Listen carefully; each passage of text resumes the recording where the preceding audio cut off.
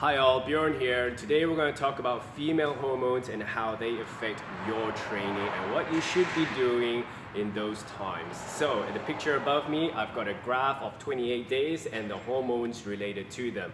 What you will see is estrogen, and estrogen is a hormone that will prepare your body for day 14, which is right about here, which is your ovulation period. Estrogen is a anti-inflammatory, and it's also good for improving your pain tolerances, and it is also good for bone mass as well. So we also have progesterone. Progesterone is also good for cognitive health, works together with estrogen to provide that healthy cognitive health.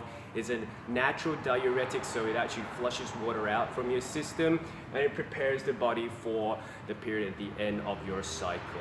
We also have testosterone here at a lower level here, and that is great for bone mass and also for increasing your muscle mass, and also good for sex drive as well. Now, on the start of days 1 here, this is when your period actually finishes, or day 3 if you like to. I've got a little table here for you to actually have a look at the different types of activities or types of training that you should be doing in those weeks within that cycle. So your weeks 1 is from days 3 to 9. So from here to there, this is considered a ramp up or a build up period where you can actually hit your workouts pretty hard.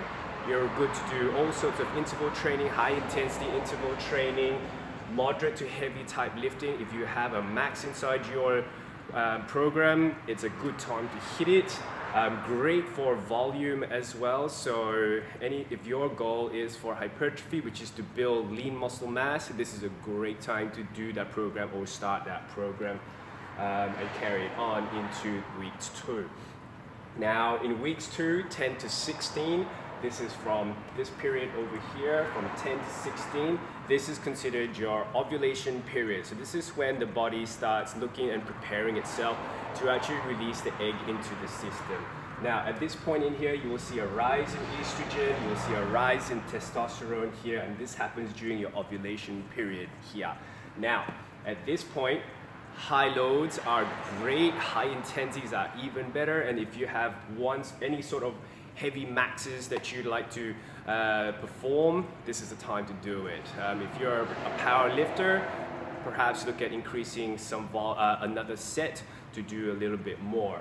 Now, at this point here as well, you'll see estrogen rising. Estrogen also blunts a lot of your pain as well. So it's also a good time to actually look at more of your painful WODs, and hence why the intensity can increase quite a fair bit. Your testosterone will be a little bit higher at this time here as well, so your aggression levels also will be a little bit higher than normal. From weeks 2 onwards, it's more carb fueled as well, so this is where you start to chew up a lot more of your carb stores and your glycogen stores. Now, here's a knowledge bomb. If you're intending to get pregnant, you should not be training too hard in here. You should be bringing the intensity down here, because if you're training really, really hard, what happens is your body actually gets, if your hard training will prevent the release of a hormone called gonadotropin releasing hormone, and that will get the body to actually put an egg into your system. So if you're looking to get pregnant, don't train too hard. If you're not, then carry on, go all in. So week 3 is onwards, day 17 to 23. What you will see is the progesterone level starts to go up higher than estrogen levels, and that's this time from here to there.